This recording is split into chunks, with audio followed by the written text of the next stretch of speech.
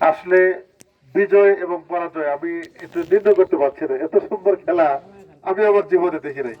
এজন্য যারা আজকে বাজারের যুবক ভাইদেরকে আমার আন্তরিক অভিনন্দন, যে সামান্য একটা একটা পয়েন্টের পরাজয়ে আমরা একজন জিতছি একজন হারছি।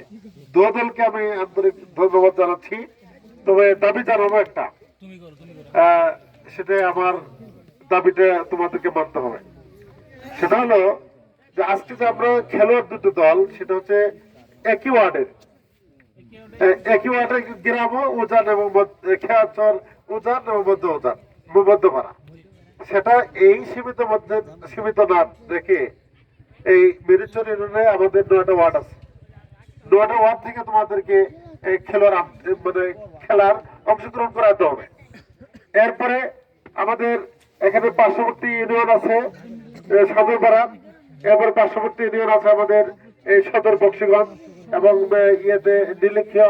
আমি আশা করি যে তোমরা প্রত্যেক আমাদের বিরুদ্ধে ইউনিয়নের উদ্যোগে খেলাটা দিয়ে প্রত্যেক ওয়ার্ড থেকে এই জন্য একটা করে টিম আছে এবং পুরা উপজেলা থেকে যেন প্রত্যেকটা 8টা ইউনিয়ন আমাদের পৌরসভা সহ যাতে করে খেলা অংশগ্রহণ করতে পারে।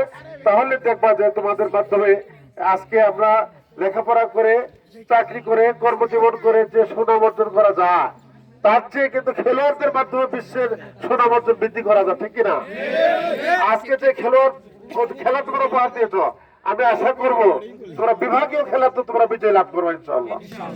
এজন্য আমি আশা করি যে এই 4 জন খেলোয়াড়কে আমি আন্তরিক ভাবে ধন্যবাদ জানাচ্ছি।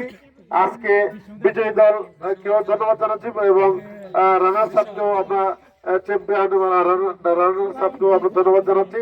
পাশাপাশি যে রেফারি অত্যন্ত চমক সুন্দরভাবে খেলা পরিদর্শন করবার জন্য, খেলা উপহার দেওয়ার জন্য সকলকে, খেলোয়াড় বৃন্দ, আয়োজককে এবং খেলোয়াড় জবরদবাসীকে ধন্যবাদ জানিয়ে বিশেষ করে যুবক ভাইদের কাছে যে দাবিটা, নামাজের পাশাপাশি লেখাপড়ার পাশাপাশি তোমরা এই খেলাটা প্র্যাকটিস করবা এবং সামনে যাতে একটা বড় মাঠে একটা পুরা ইউনিয়ন থেকে প্রত্যেক ওয়ার্ড থেকে খেলার টিম তোমাদেরকে সংযোজন করতে হবে এবং পুরা উপজেলার মধ্যে যদি আমরা আবার একটা খেলা জবরদস্ত বাজার ঐতিহ্যবাহী একটা বাজারের নাম আমাদের এই যে সাবেক যে মন্ত্রী কে নাম ছাত্র সাহেবের বাবার নামে যে বাজারটা না এই জায়গাতে যাতে ঐতিহ্যবাহী একটা খেলা উপহার দিতে পারো, এই আশাবাদ ব্যক্ত করে সকলকে ধন্যবাদ জানিয়ে আমার পক্ষ থেকে কথা শেষ করতে। আসসালামু আলাইকুম।